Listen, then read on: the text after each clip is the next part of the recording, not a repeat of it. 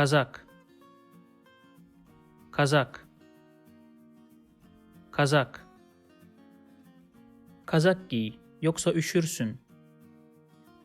Kazak giy, yoksa üşürsün.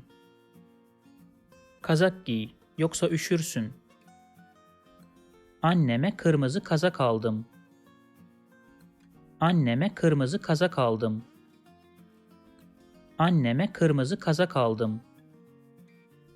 Büyükannem kazak ördü.